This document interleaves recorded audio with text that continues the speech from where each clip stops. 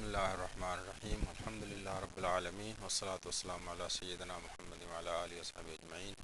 یہ تیسری ریکارڈنگ ہے اسمبلی کارروائی کی ویڈیو ریکارڈنگ کے سلسلے میں، جب مرزا ناصر سے اٹارنی جنرل نے پوچھا کہ جو آدمی دغا بازی کرے تو حقہ بازی کرے، مذہب غلط بیان کرے، اس سلسلے میں بات ہو رہی تھی، تو مرزا ناصر نے کہا کہ دغا باز کی ملامت کرنی چاہیے، چیئرمین سوال کا جواب آنا چاہیے، جواب سوال کے مطابق نہیں ہے۔ اٹارنی جنرل بات اظہار کی ہے، ایک شخص عمدن جھوٹا بیان دیتا ہے اپنے مادی نفع کے لیے۔ اب جناب گواہ کی اس بارے میں رائے کیا ہے؟ جناب اگر آپ جواب نہ دینا چاہیں تو آپ کی مرضی۔ مرزا ناصر: میں ایسے آدمی کو پسندیدہ نہیں کرتا۔ اٹارنی جنرل: مگر آپ سمجھتے ہیں کہ حکومت پابندی یعنی حکومت پابندی لگائے یا نہیں لگائے اس پہ؟ مرزا ناصر: میں مذمت کرتا ہوں اس نوجوان کی جو دستاویزات میں جعل سازی کرتا ہے۔ چیئرمین: چھوڑیے، اصل سوال کا جواب گول کر رہے ہیں۔ وفد کو 15 منٹ کی اجازت ہے، وقفہ ہے، 12:15 بجے دوبارہ آ جائیں گے۔ اور وفد چلا گیا۔ چیئرمین: معزز ممبران، آپ نے دیکھ لیا، میں تو اٹارنی جنرل کے طریقہ کار سے مطمئن ہوں۔ ممبران: جی ہاں، ہم سب۔ چیئرمین: ہم ممنون ہیں، یہ بات ریکارڈ پر آنی چاہیے۔ امید ہے کہ ہماری بیشتر باتیں اور مسائل اہم ہیں، دیگر ضمنی باتیں ہیں وہ بھی طے ہو جائیں گی۔ میں خود وکیل ہوں اور بے انتہا مطمئن ہوں اور سمجھتا ہوں کہ آپ کی رائے یہی ہوگی۔ ممبران: جی ہاں۔ چیئرمین: چلو اب 12:15 بجے ملاقات ہوگی۔ وقفہ کے بعد ملک محمد جعفر: جناب، اس جرح یا بیان کے اختتام پر ایک بحث ہوگی، اس کے لیے ضروری ہے کہ اس بیان کی نقول تیار ہونی چاہیے تاکہ ہم ان کا مطالعہ کر سکیں۔ چیئرمین: میں اس کا انتظام کر رہا ہوں۔ سردار مولا بخش سومرو: یہ تیار ہو جائے تو ہمیں ایک کاپی دی جائے۔ چیئرمین: تمام ضمنی اور اضافی سوالات عزیز بھٹی اور ظفر احمد انصاری کو دیے جائیں گے تاکہ دوران سوالات اٹارنی صاحب کی توجہ ادھر ادھر نہ ہو، پھر وہ اٹارنی صاحب بعد میں پوچھ لیں گے۔ صاحبزادہ صفی اللہ: جناب والا، اس تمام کارروائی کی کاپیاں ہمیں ملنی چاہیے تاکہ ممبران اس کی تصحیح کر سکیں۔ چیئرمین: آپ کو دی جائیں گی، یہ ممبران کا امتیازی حق ہے۔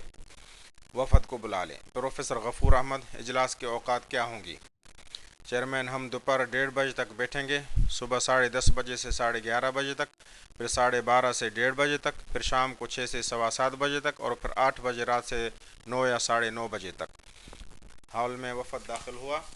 اٹارنی جنرل: ایک لڑکے نے اپنے مذہب کا غلط ڈکلریشن جھوٹا داخل کرایا، اب کالج کا پرنسپل اس میں مداخلت کر سکتا ہے یا نہیں؟ مرزا ناصر: دیکھیں نا، پرنسپل مداخلت نہ کرے۔ اٹارنی جنرل: تو غلط ڈکلیریشن دے کر عیسائی اقلیت کی سیٹ کا حق آپ ایک مسلمان شخص غلط بیانی اور جھوٹ سے حاصل کر لے گا تو کوئی حرج نہیں؟ مرزا ناصر: جی کوئی حرج کی بات نہیں، کالج کا مسئلہ ہے، آپ اسے دوسرے قیاس پر نہ کریں۔ اٹارنی جنرل: صرف کالج کی نہیں، یہ بات تو عدالت میں بھی جائے گی کہ ایک پرنسپل نے نہیں روکا تو جس کا حق مارا گیا وہ عدالت میں رٹ دائر کرے گا کہ اس نے غلط بیانی سے اور جھوٹ سے میرا حق مارا ہے، تو کیا عدالت مداخلت کر سکتی ہے یا نہیں؟ مرزا ناصر: ایک شخص مذہب کے متعلق غلط بیانی کرتا ہے تو عدالت کیوں مداخلت کرے؟ اٹارنی جنرل: تو جھوٹ بول کر لوگوں کے حقوق کھاتے جائیں، اسمبلی یا عدالت قانون کی پاسداری نہ کرے؟ مرزا ناصر: ایک شخص خود کو مسلمان کہتا ہے۔ اٹارنی جنرل: مگر زکوٰۃ کا منکر ہے اور خود کو مسلمان کہتا ہے۔ مرزا ناصر: یہ کیسے ہو سکتا ہے؟ اٹارنی جنرل: جیسے صدیق اکبر کے دور میں مانعین زکوٰۃ نے کیا۔ مرزا ناصر: وہ مسلمان نہیں ہے، 5 ارکان میں سے کسی ایک کا منکر بھی مسلمان نہیں رہ سکتا۔ اٹارنی جنرل: اس کو اسلام سے کس نے نکالا؟ مرزا ناصر: وہ خود نکلا۔ اٹارنی جنرل: ایک شخص خود کو مسلمان بھی کہتا ہے اور اسلام کے بنیادی ارکان کا منکر بھی ہے تو وہ؟ مرزا ناصر: تو وہ خود کو کیسے مسلمان کہہ سکتا ہے؟ اٹارنی جنرل: مگر اس کے باوجود وہ کہتا ہے، جس طرح قادیانی اپنے آپ کو مسلمان کہتے ہیں۔ مرزا ناصر: وہ نہیں کہہ سکتا۔ اٹارنی جنرل: ایک شخص قرآن کریم کی بعض آیات کا انکار کرتا ہے مگر کہتا ہے کہ میں مسلمان ہوں۔ مرزا ناصر: آپ اس کو کیسے مسلمان کہہ سکتے ہیں؟ وہ تو قرآن کا انکار کر رہا ہے اور قرآن کو نہیں مانتا۔ دیکھیے، میرے دل میں اس ہاؤس کا اتنا احترام ہے کہ میں بیان نہیں کر سکتا، لیکن میں کہنے کی جرات کروں گا کہ آپ اتنی مثالیں نہ دیں، ہم کسی نتیجے پر نہیں پہنچیں گے۔ اٹارنی جنرل: میں بھی ایوان کا احترام اور فرض بجا آوری میں کہتا ہوں کہ دیکھیے، ارکان اسلام میں سے کسی ایک کا انکار کرتا ہے، انکار عملی یا کلامی، لیکن خود کو مسلمان کہتا ہے تو؟ مرزا ناصر: جو ارکان اسلام کو مانے جس طرح ہم اس کو مسلمان کہتے ہیں اسی طرح کسی ایک کے منکر کو غیر مسلم کہنا پڑے گا۔ اٹارنی جنرل: گویا آپ کو حق ہے کہ آپ کسی کو غیر مسلم کہیں باوجود اس کے کہ وہ اپنے آپ کو مسلمان کہے۔ مرزا ناصر: میرا پوائنٹ یہ ہے کہ خود اعلان کرتا ہے کہ میں مسلمان نہیں۔ اٹارنی جنرل: اگر وہ اعلان نہ کرے تو؟ مرزا ناصر: وہ اپنے عمل سے اعلان کر رہا ہے۔ اٹارنی جنرل: گویا وہ خود کافر ہو گیا؟ مرزا ناصر: جی بالکل۔ اٹارنی جنرل: میں صرف یہ کہتا ہوں کہ اگر ایک شخص ضروریات اسلام میں سے ایک کا منکر ہو گیا آپ اس کو مسلمان کہہ سکتے ہیں؟ مرزا ناصر: وہ تو کافر ہوگا مگر ہمیں دخل کی ضرورت نہیں۔ اٹارنی جنرل: ایک اسرائیل کا یہودی جاسوسی کے لیے جھوٹا مسلمان ہونے کا دعویٰ کرے اور بیلجیم سے سعودی آ کر مقامات مقدسہ میں داخل ہو جاتا ہے، اسے سعودی حکومت گرفتار کرنے کا حق حاصل ہے یا نہیں؟ مرزا ناصر: وہ تو جاسوس ہے اس لیے گرفتار ہوگا نہ کہ غیر مسلم کی بنیاد پر۔ اٹارنی جنرل: گویا غلط ڈکلیریشن کی بنیاد پر گرفتار نہ ہوگا؟ مرزا ناصر: گرفتار ہوگا کہ غلط ڈکلیریشن کیوں دیا؟ اٹارنی جنرل: بہت شکریہ، مگر غلط ڈکلیریشن ہے یا صحیح اس کی تمیز اور فرق کون اتھارٹی کرے گی؟ مرزا ناصر: ڈکلیریشن کا یا مذہب کا؟ اٹارنی جنرل: ڈکلیریشن جس میں مذہب کا استعمال غلط کیا گیا، غیر مسلم ہو کر خود کو مسلمان کہلوایا، ڈکلیریشن میں جھوٹ ہے، اس جھوٹ پر پکڑ دھکڑ کا کسی اتھارٹی کو حق ہے یا نہیں؟ مرزا ناصر: جی۔